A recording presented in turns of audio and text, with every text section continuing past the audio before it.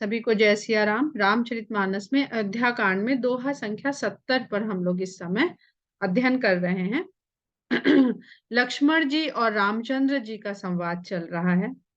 मातु पिता गुर स्वामी सिख, सिर धरि करहि सुभाए, लहु लाभ तिन्ह जन्म कर, नतर जन्म जग जाए।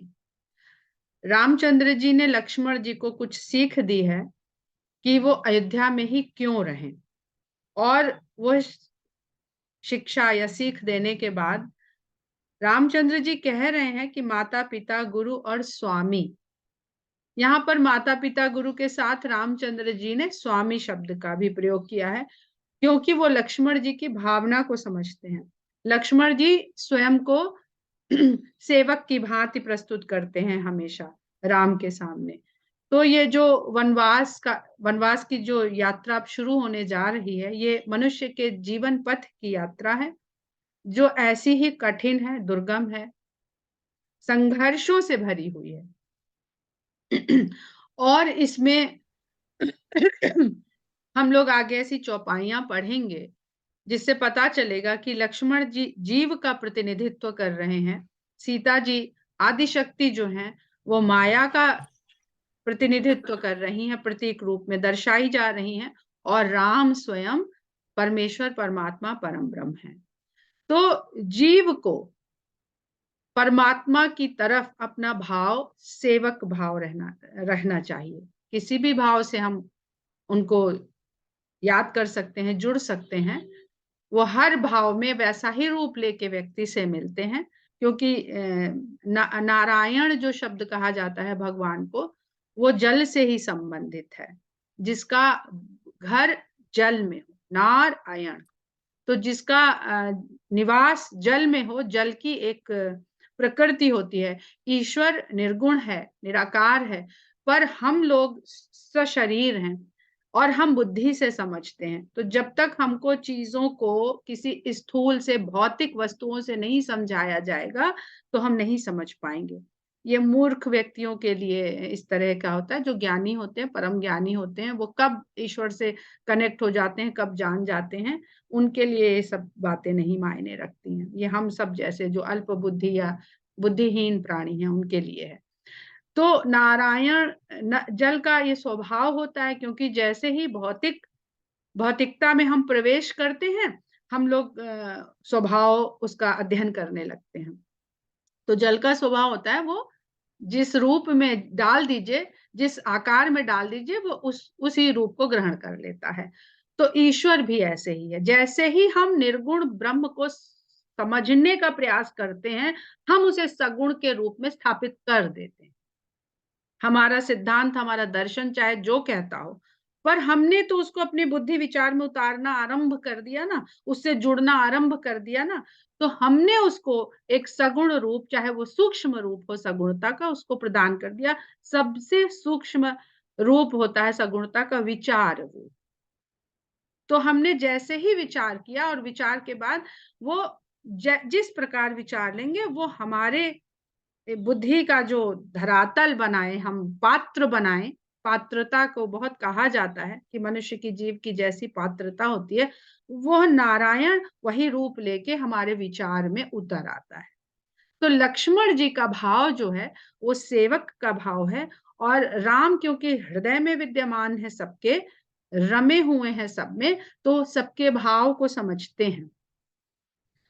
तो इसलिए वो लक्ष्मण जी से कह रहे हैं कि मातु पिता गुरु स्वामी सिख, और उनको ये भी बता रहे हैं कि यदि तुम स्वामी मानते हो तो तुम्हारा कर्तव्य क्या है, ये भी यहाँ पर सीख दे रहे हैं।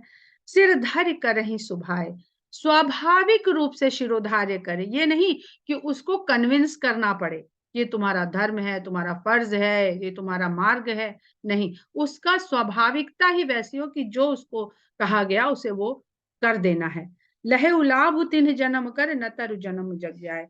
जो लोग ऐसा करते हैं वही इस जीवन का ये जन्म लेकर संसार में आने के लाभ को प्राप्त कर पाते हैं, अन्यथा उनका जन्म संसार में व्यर्थ ही है। असत ये जान सुनहु सिख भाई। इस प्रकार अपने मन में इस बात को धारण करके, सोच समझ कर मेरी शिक्षा को सुनो, मेरी सीख को मेरे भाई सुनो। करहु मातु पितु पद सेवकाई। माता पिता के चरणों की सेवा करो। भवन भरत रिपुसूदन नाही, राव वृद्ध मम दुख मन माही। भवन में महल में या अयोध्या में भरत और शत्रुघ्न भी नहीं है, और राजा वृद्ध हो चुके हैं, और वृद्ध होने के साथ साथ उनके मन में इस समय मेरे विछोह का दुख भी है। तो हर तरह से वो शिथिल और दुर्बल कमजोर हैं इस समय। मैं बन जाऊं तुम्हें ही ले साथा। राम को परिवार के साथ साथ पूरे साम्राज्य की भी चिंता है। मैं बन जाऊं तुम्हें ही ले साथा, होई सबहि विधि अवध अनाथा। मैं तुमको साथ में लेकर वन को चला जाऊं तो इस तरह अयोध्या तो हर प्रकार से अनाथ हो जाएगी। राजा ही रक्षक होता है, पालक होता है। राजा को इस धरती पर भगवान या देवता ईश्वर का रूप माना जाता है। क्यों? क्योंकि जिस प्रकार भगवान सारे धरती की रक्षा, धरती से परे भी जो कुछ भी हो सबके बारे में सोचता है, वैसे ही राजा अपने राज्य में हर जीव के लिए, हर प्राणी के लिए समान रूप से सोचता है। इस जो ऐसा नहीं करता उसका भी विवरण आगे है। गुरु पितु मातु प्रजा परिवारु, सब कहूं परई दुसह दुख भारू। कह रहे हैं कि रामचंद्र ये समझ रहे हैं कि उनके यहाँ जाने से सभी को दुख होने वाला है। तो कहते हैं गुरु पिता माता प्रजा और परिवार सबके ऊपर ये असहनीय भारी दुख आ पड़ा है। रहु करहु सब कर परितोषु, न तरुतात हुई है बड़ दोषु। कहते हैं तुम यहीं रहकर सबको संतुष्ट करो, सबको संभालो, समझाओ, बुझाओ, नहीं तो तात बड़ा दोष हो जाएगा। जासु राज प्रिय प्रजा दुखारी, सो नृप अवश्य नरक अधिकारी। उनके कर्तव्यों का, संसार में जीव के, मनुष्य के जो कर्तव्य है संसार के प्रति, उसका बोध करा रहे हैं राम। कहते हैं जिस राजा के राज्य में प्रजा दुखी होती है वह राजा अवश्य ही नरक का अधिकारी होता है। रहु तात अस नीति विचारी, सुनत लखन भय व्याकुल भारी। हे तात, इस प्रकार की राजनीति को, जो राजा की नीति है, उस पर विचार करो। और ऐसा सुनते ही लक्ष्मण दुख की अधिकता में व्याकुल हो उठे। सियरे बचन सूख गए कैसे, परसत तुहिन ताम रस जैसे। ये शीतल वचन राम के, जो कहीं से भी डांट डपट अधिकार हट कुछ नहीं था, बहुत मृदुल वाणी से, शीतल वाणी से राम उनको समझा रहे हैं। राम ने कोप बहुत कम किया है। अरण्य कांड में और सुंदर कांड में ही हमें राम के कुपित होने का बस दर्शन होता है, अन्यथा राम हर जगह मृदुल और शीतल स्वभाव से ही वार्तालाप कर रहे हैं। उनके इस प्रकार लक्ष्मण सूख गए, जैसे खिला हुआ कमल हिमपात हो जाने से कुम्हला जाता है। उतर न आवत प्रेम बस गहे चरण अकुलाई, नाथ दासु में स्वामी तुम तजहु तो काह बसाई। इस बात का लक्ष्मण कुछ भी उत्तर नहीं दे पाए और अकुला करके राम के चरण पकड़ लिए। कहते हैं हे स्वामी, मैं आपका दास हूं और स्वामी आप हैं। यदि आप ही मुझे त्याग देंगे तो मैं अब कहाँ बस पाऊंगा, मैं कहाँ रह सकूंगा। दीन मोहि सिख नीकी गोसाई, लागी अगम अपनी कदराई। आपने बहुत बढ़िया शिक्षा मुझे दी है, परंतु मेरी इतनी सामर्थ्य नहीं है कि आपकी इतनी सुंदर ऊंची ऊंची शिक्षा को मैं प्राप्त कर सकूं, उसका पालन कर सकूं। लाग अगम, मेरे लिए ये अगम्य है, मेरे लिए ये पालन करने, मैं असमर्थ हूं इसका पालन करने में। क्यों? नरबर धीर धर्म धुरधारी, निगम नीति कहूं ते अधिकारी। जो मनुष्य, जो नरवर, में श्रेष्ठ मनुष्य, जो धीरता को धारण करने वाले और धर्म की धुरी को धारण करने वाले हों, उनके लिए शास्त्रों निगम नीति कहते अधिकारी, वेदों में बताई गई इन नीतियों के वही अधिकारी जो धीरजवान है, धैर्य की धुरी को धारण करने वाले हैं। मैं शिशु प्रभु स्नेह प्रतिपाला, मंदर मेरु की ले ही मराला। मैं तो बस आपके स्नेह को चाहने वाला एक छोटा सा बच्चा हूं। ऐसे छोटे से बच्चे को आप ये बड़ी बड़ी बातें सिखा रहे हैं, नीति की, ज्ञान की, कर्तव्य की। तो भला हंस का छोटा सा बच्चा जो है वो कहीं सुमेरु पर्वत या मंदराचल पर्वत को उठाने की सामर्थ्य रखता है? गुरु पितु मातु न जानू काहू, कहूं सुभाव नाथ पतिया हूं। मैं गुरु पिता माता किसी को नहीं जानता हूं, कहूं सुभाव नाथ पतिया हूं। मैं स्वाभाविक रूप से ये कहता हूं आपसे कि मैं तो कोई नाते रिश्ते जानता ही नहीं हूं। अब यहाँ पर जीव के संदर्भ से इस सारे वार्तालाप को समझने का प्रयास करिएगा। जहां लगी जगत स्नेह सगाई, प्रीत प्रतीत निगम निजुगाई, मोरे सबई एक तुम स्वामी, दीन बंधु उर अंतर जान। कहते हैं कि जहां तक भी स्नेह के कारण बनने वाले संबंध इस संसार में हैं, पाए जा सकते हैं, हो सकते हैं, संभव है, प्रीति प्रतीत निगम निजुगाई, और वेद ने जिनको भी बखान कर करके कहा है, जितने तरह के भी नाते जो स्नेह से बन गए, रक्त से बन गए, मिलने जुलने के संबंध से बन गए, और जिनको प्रेम का सच्चा प्रमाण दिया है वेदों ने स्वयं की ये रिश्ते, ये नाते सबसे सही, सुंदर, सच्चे रिश्ते नाते हैं। मोरे सबई एक तुम स्वामी, दीन बंधु उर अंतर्जामी, सबके हृदय के हाल को जानने वाले, हे अंतर्यामी, दीनों के बंधु, मेरे लिए वो सारे नाते सिर्फ एक तुम तक ही जाते हैं। धर्म नीति उपदेशी ताही कीरत भूति सुगत प्रिय जाए। ये जो धर्म की नीति उपदेश आप दे रहे हैं, ये उनके लिए है, उन मनुष्यों के लिए है, उन जीवों के लिए है जिनको इस संसार में आके कीर्ति विभूति और सदगति प्रिय जान पड़ती हो, जो अपनी कीर्ति चाहता हो, या जो बहुत ऐश्वर्य की इच्छा रखता हो, या जो अंत में अपनी सदगति चाहता। यहाँ लक्ष्मण और भरत का भाव देखिए, एक ही जैसा प्रेम भाव है। अगर लक्ष्मण कह रहे हैं कि कीरत भूति सुगति प्रिय जाई, और भरत जी कहते हैं कि अर्थ न धर्म न काम रुचि गति न चाहूं निर्वाण, तो दोनों ही उनके भाई हैं, दोनों ही जीव पृथक जीवों का प्रतिनिधित्व कर रहे हैं, और राम किसको अपने साथ ले रहे हैं और किसके ऊपर जिम्मेदारी छोड़ रहे हैं, ये बहुत सुंदर बात अयोध्या कांड में समझने में आती है। मन क्रम वचन चरण रत होई, कृपा सिंधु परिहरिय की सोई। जो मन कर्म और वचन से सिर्फ आपके चरणों में प्रेम रखता हो, हे कृपा सिंधु, हे कृपा के सागर, क्या वह भक्त आपका त्यागने योग्य है? मुझे कुछ चाहिए ही नहीं, जो हम शिक्षा दे रहे हैं आप हमें इतनी, तो ये उसको दीजिए जिसको कुछ चाहिए हो, तो वो बढ़िया बढ़िया मार्ग में चलेगा।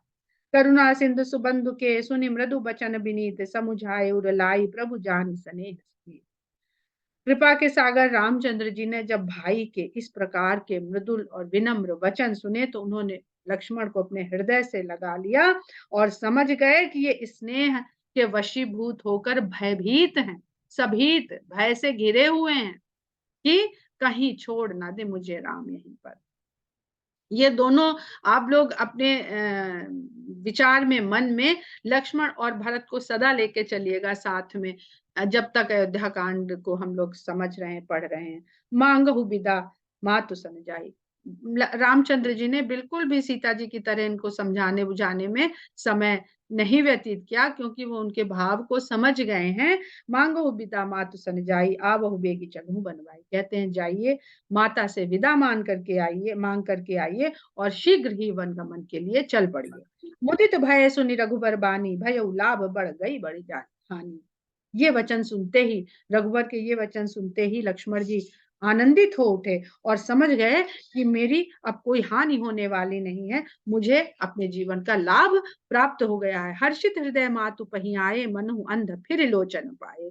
वो हर्ष के साथ माता के भवन की ओर भागे, जैसे अंधे को आंखें मिल रही हैं। जाई जनन पग नायौ माथा, मन रघुनंदन जानकी साधा। शरीर से तो माता के भवन की ओर दौड़े, भाग के पहुंचे और जाके माता के चरणों में शीश नवाया, मस्तक नवाया, मन रघुनंदन जानकी साधा। लेकिन मन जो है उनका रघुनंदन और जानकी के साथ ही वहीं छोड़ आए। ये जीव की अवस्था होनी चाहिए कि वो कुछ भी कार्य करता दिखे, पर उसका मन सदा जानकी और राम में लगा रहना चाहिए। पूछे मातु मलिन मन देखी, लखन कही सब कथा विषेकी। आनंद के साथ गए हैं, आनंद हृदय के भीतर है, पर माता के पास जाते हुए उनको थोड़ा संकोच और डर भी है कि यहाँ तो माता की आज्ञा पालन का सिलसिला चल रहा है अयोध्या में इस समय। कैकेयी माता की आज्ञा हुई तो राम वन को चल दिए, कौशल्या माता ने भी अपनी तरफ से उनको आज्ञा दे दी। अब हम कैसे कहीं ना इस में पीछे रह जाएं। अगर माता की आज्ञा हो नहीं मिली, और राम ने भी कहा ही है सीधे सीधे कि मांगहु बिदा मातु सन जाई, तो अगर इसका मतलब भैया का भी यही है कि माता से विदा मांग करके आओ, तो यहाँ पे कोई अवरोध ना उत्पन्न हो जाए और मैं फिर चूक जाऊं, तो इसलिए उनके चेहरे पर थोड़ी मलिनता भी दिख रही है। पूछे माँ तू मलिन मन देखी, लखन कही सब कथा बिसेकी। तो लक्ष्मण जी ने शीघ्रता से उनको ये सारी कथा, जितना प्रसंग हुआ वो सब कह सुनाया। गई सहम सुनि बचन कठोरा, मृगी देख दब जन चहोरा। ये बात सुनते ही, जो सारा यहाँ इस समय घटना चक्र चल रहा है, उसको सुनते ही सुमित्रा सहम गई और इस प्रकार चारों ओर देखने लगी कि जैसे जंगल में आग लग गई हो और मृगी भयभीत रूप से देख रही हो कि उसको कुछ समझ में नहीं आ रहा है। लखन लखे उभा अनरथ आजू, यही सनेह बस कर बगाजू। जैसे ही लक्ष्मण ने माता की इस अवस्था को देखा, भयभीत हिरनी की जैसी अवस्था जो अग्नि में, जंगल की अग्नि में घिर गई है, तो लक्ष्मण जी ने सोचा ये देखते हैं कि अब अनर्थ हुआ जाता है, स्नेह के वशीभूत होकर ये मेरा बना बनाया काम बिगाड़ देंगी। यही स्नेह बस करब अकाजू, ये स्नेह के वशीभूत होकर मेरे कार्य को बिगाड़ देंगी। मांगत विदा सभय सकुचाही, जाय संग विधि कही ही कि नाही। विदा मांगते हुए संकोच में पड़ रहे हैं कि जाय संग विधि की, हे विधाता ये संग जाने को कहेंगी कि नहीं। समुझ सुमित्रा राम सिय रूप सिसूल सुशील स्वभाव, नृप सनेहु लखी धुने सिर पापिन दीन कुदाऊ। लेकिन सुमित्रा जी तो किसी और ही अवस्था में पहुंच गई हैं। जैसे ही उन्होंने ये बात सुनी, ये पूरा घटना क्रम सुना समझा, तो उनके विचार में क्या चला कि उनको राम सीता का रूप, उनका शील, उनका स्वभाव, ये उनके दिमाग में घूम गया। और उसके बाद राजा किस प्रकार से उनको प्रेम करते हैं ये भी उनको नजर आ गया अपने विचार में। और ये भी उन्होंने देख लिया कि पापिन दीन कुदाऊ, कि किस तरह से पापिनी कैकेयी ने वहां पर घात लगा दी है। धीरज धरे को अवसर जानी, सहज सुहृद बोली मृदुबानी। लेकिन समय की परिस्थिति की जो क्या कहते हैं, परिस्थिति का जो इस प्रकार का चक्र है कि यहाँ पर अभी बुरा भला कहें, समझाएं जाएं, बात को संभालने की कोशिश करें, ये सबका अवसर अब नहीं है, क्योंकि उन्हें भी सब पता है। सुमित्रा जो मित्र, ऐसा मित्र, क्योंकि स्त्री है सुमित्रा, जो आपको सुंदर सलाह दे, आपके जीवन में हमेशा अग्रसर होने का मार्ग बताए, वही माता सुमित्रा जैसी माता। माता को मित्र भी कहा गया है कि माता, यहाँ पे 3 माताएं जो हैं, वो तीनों माताएं संतान के अलग अलग रूप को भी बताती हैं, हमें समझाती हैं। तो धीरज धरे को अवसर जानो, इस अवसर को, बुरा अवसर जान के उन्होंने धीरज धारण किया कि जो होना है वो हो के रहेगा, इसलिए धीरज को धारण किया और बहुत सहज स्वभाव से, बिल्कुल मधुर वाणी में बोलती हैं लक्ष्मण जी से, तात तुम्हारी मातु वैदेही, पिता राम सब भांति सनेही। हे तात, तुम्हारी तो माता वैदेही है और पिता तुम्हारे सब प्रकार से स्नेह करने वाले राम ही तुम्हारे पिता हैं। अवध तहां जह राम निवासु, तहाई दिवस जह भानु प्रकाशु। तुम्हारे लिए तो अयोध्या वही है जहां राम रह रहे हैं, जहां राम निवास कर रहे हैं, वही तुम्हारे लिए अयोध्या है और वही दिन है। क्यों? क्योंकि दिन वही होता है जहां पर सूर्योदय हो। हमारे यहाँ रात हो जाती है, पर धरती पर कहीं ना कहीं तो दिन होता है। दिन सूरज के साथ चलता है। जो पैसी है राम बन जाही, अवध तुम्हार काजू कछु नाही। यदि राम और सीता वन को जा रहे हैं तो अयोध्या में तुम्हारा कोई काम नहीं है। गुरु पितुमातु बंधु सुर साई, से यह सकल प्राण की नाई। राम प्राण प्रिय जीवन जी के, स्वार्थ रहित सखा सबही के। जो रामचंद्र जी ने लक्ष्मण को सीख दी थी कि गुरु, माता पिता और स्वामी का जो आज्ञा, आदेश, इच्छा शिरोधार्य करता है, उसका ही जीवन जन्म सफल है, लाभार्थी है वही है इस संसार में। तो वही माता कह रही कि गुरु पितुमातु बंधु सुर साई, से ही सकल प्राण की नाई। गुरु की, पिता की, माता की, भाई की, देवों की और स्वामी की सेवा अपने प्राणों के समान करनी चाहिए। और राम तो सभी के प्राणों के प्रिय हैं, सबके जीवन के जीवन हैं, सबके जो जीता है आदमी, उस जीवन का जी भी जो है प्राण राम ही है। और स्वार्थ रहित सखा सबही के, वो सबके मित्र हैं, स्वार्थ रहित। वो ऐसे मित्र हैं जो कुछ देने के बदले में कुछ चाहते नहीं हैं। पूजनीय प्रिय परम जहाँ ते, सब मानिय ही राम के नाते। पूजनीय प्रिय परम जहाँ ते, इस संसार में जहां तक भी कोई पूजे जाने के योग्य हो सकता है, वो सब भी सारे नाते राम के मानने से ही। सबको राम ही मानो, हर एक नाते को, जिसकी चाहे वो आज्ञा मानना हो, चाहे पूजना हो, सब मान यही राम के नाते, सबको राम के नाते ही मानना। माता इसलिए माता नहीं है कि उसने जन्म दिया है, माता इसलिए माता है क्योंकि वह राम के कारण तुम्हारी माता है, राम ने उसे तुम्हारी माता बनाया, राम से वो माता भी अपना नाता मानती है। एक ऐसा भी नाता होता है ना, एक सीधा सीधा नाता होता है, एक नातेदारी होती है कि नाते से नाते हम लोग दूर की रिश्तेदारी बना बताते चले जाते हैं। तो ऐसा नाता, वो जो सब का कारण एक है, राम है, वही एक नाता है। अस जिय जानी संग बन जाहू, ले हुतात जग जीवन लाहू। इसलिए हृदय में ऐसा विचार करके तुम उनके संग वन को चले जाओ और हे तात इस संसार में अपने जीवन का लाभ उठाओ। भूरि भाग भाजन भयो, मोहि समेत बलि जाऊं, जो तुम्हारे मन छाण छल, कीन राम पद ठाऊं।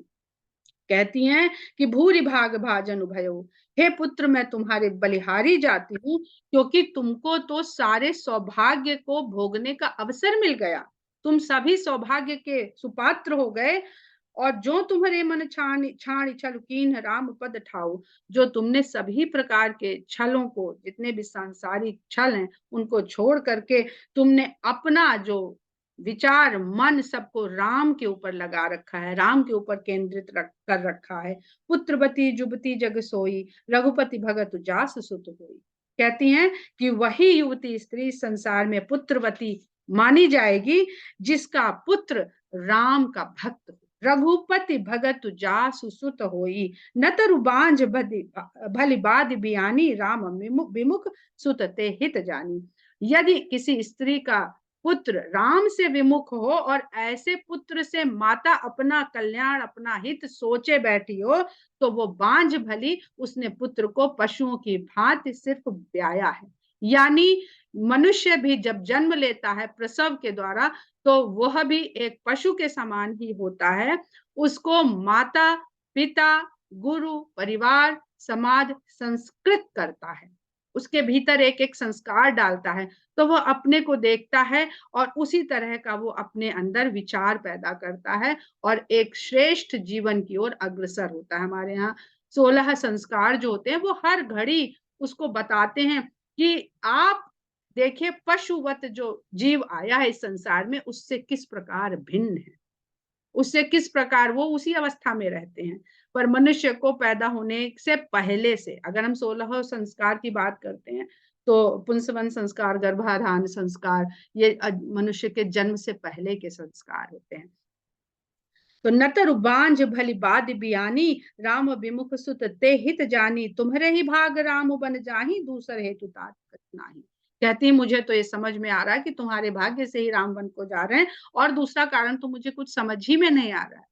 क्यों? क्योंकि 14 वर्ष तक अगर कोई राम के साथ उस वन में रहा है, तो वो केवल और केवल लक्ष्मण है। सीता भी 1 वर्ष के लिए राम से जुदा हो गई थी। तो ऐसा भाग्य जो 14 वर्ष का पूरा समय किसी को राम की संगत का मिला है, तो वो केवल लक्ष्मण है। तुम्हारे ही भाग राम बन जाही, दूसर हेतु तात कछु नाही, सकल सुकृत कर बड़ फल एहू, राम सी पद सहज सले। संसार में जितने भी पुण्य कर्मों का कोई फल हो सकता है, वह राम और सीता के पद में सहज स्नेह होना ही सबसे बड़ा फल है। राग रोष ईर्षा मद मोहु, जन सपने हूं इनके बस हो। अब माता है तो शिक्षा भी दे रही कि हे पुत्र, राग क्रोध ईर्षा मद मोह सपने में भी इनके वशीभूत मत होना। सकल प्रकार विकार बिहाई, मन क्रम वचन करे सेवकाई। जितने भी प्रकार के विकार हैं इस संसार में, सबको त्याग करके मन कर्म और वचन से उनकी सेवा करना। तुम कहूं बन सब भांति सुपासु, संग पितु मातु राम सिय जासु। तुम्हारे लिए तो वन में सब प्रकार की सुविधा ही सुविधा है, कोई कष्ट ही नहीं है, क्योंकि तुम्हारे संग तो तुम्हारे माता पिता साथ जा रहे हैं। हाँ, राम को कष्ट हो सकता है, उनके माता पिता साथ नहीं है, गुरु साथ नहीं है, भाई है, पत्नी है। सीता जी को कष्ट हो सकता है, उनके माता पिता साथ नहीं, पर तुम तो और माता पिता के संरक्षण में जब तक पुत्र हो, पुत्री हो, संतान हो, जीव हो, वो किसी तरह का दुनिया में कोई कष्ट है ये उसको माता पिता पता नहीं चलने देते हैं। जय न राम बन लहै कलेसु सुत सोई करे यही उपदेश। मैं तुम्हें इतना ही उपदेश देती हूँ कि हे पुत्र, जय न राम बन लहै कलेसु, जिस भी प्रकार से राम को वन में कोई क्लेश ना हो, हे पुत्र तुम वैसा वैसा ही करना। उपदेश यह जही तात तुम्हारे राम सिय सुख पावही, पितु मातु प्रिय परिवार पुर सुख सुरति बन बिसरावही। तुलसी प्रभु ही सिख देई आयसु दीन पुनि आशीष दई, रति हो अबिरल अमल सिय रघुबीर पद नित नित नई। कहती हैं सुमित्रा लक्ष्मण जी से कि हे पुत्र, तुम्हारे राम और सीता जो हैं वन में सदा सुख से रह सकें, तुम इस प्रकार से उनकी सेवा करना, और वन में रहते हुए उनको कभी माता पिता प्रियजनों परिवारजनों की स्मृति ना आए, याद ना आए। उनको ऐसे रखना कि वो भूले रहें, कभी दुखी ना हो इसको यहाँ को याद करके। ऐसी तुलसीदास जी कहते हैं कि ऐसी शिक्षा देने के पश्चात माता सुमित्रा ने लक्ष्मण जी को आशीर्वाद दिया और आज्ञा दी। रति हो और कहती हैं कि तुम्हारी ये भक्ति रघुवीर के चरणों में सदा ऐसी ही निर्मल अगाध रूप से रोज नहीं लगे, इस प्रकार तुम्हारे हृदय में उत्पन्न होती रहे।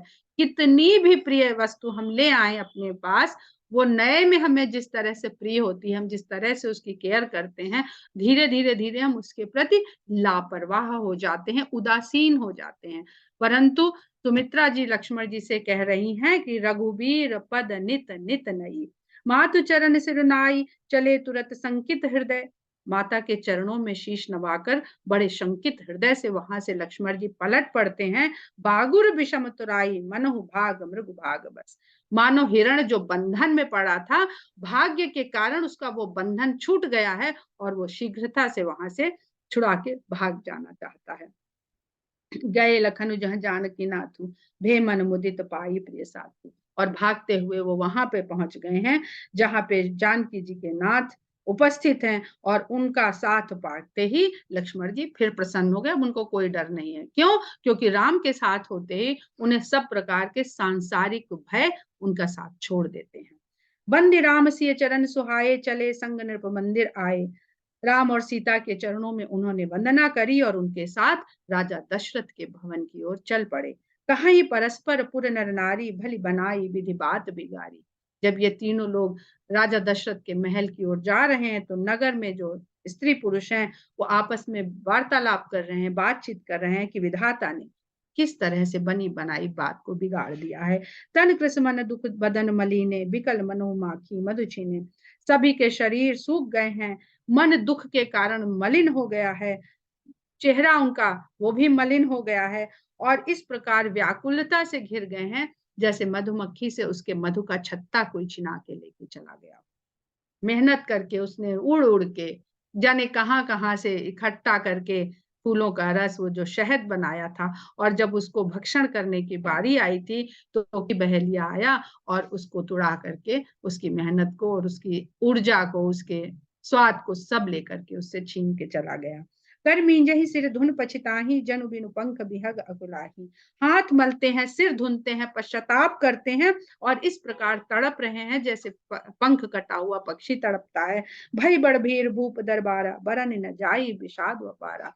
राजा के द्वार पर बहुत भीड़ जुट गई है और वो भीड़ सारी अपार विषाद से घिरी हुई है जिसका वर्णन नहीं करते बन रहा है। सचिव उठाई राव बैठारे। राम लक्ष्मण सीता दशरथ जी के भवन में पहुंच चुके हैं। मंत्री ने राजा दशरथ को सहारा देकर के उठा के बैठा दिया है। सचिव उठाई राव बैठारे, कही प्रिय वचन राम पग उधारे। दशरथ जी के लिए एक ही वचन सुनने में प्रिय है और वो है राम। तो उनको प्रिय लगने वाले वचन कहते हैं कि कही प्रिय वचन राम पग धारे, राम पधारे हैं। सी समेत दो तनय निहारी, व्याकुल भयो भूमि पति भारी। अब सीता के सहित उन्होंने राम और लक्ष्मण को जो देखा तो राजा दशरथ बहुत व्याकुल हो उठे। सीय सहित सुत सुभग दो, देखी देखी अकुलाई, बारही बार स्नेह बस राव ले उर लाई। उनको जैसे सारी परिस्थिति समझ में आ गई है, जब उन्होंने सीता और दोनों पुत्रों को देखा तो अकुला उठे हैं और स्नेह के वशीभूत होकर के बार बार उन्हें अपने हृदय से लगा रहे हैं। दोहा संख्या 76 पर हम लोग आज की कथा को विराम देते हैं। जय श्री राम।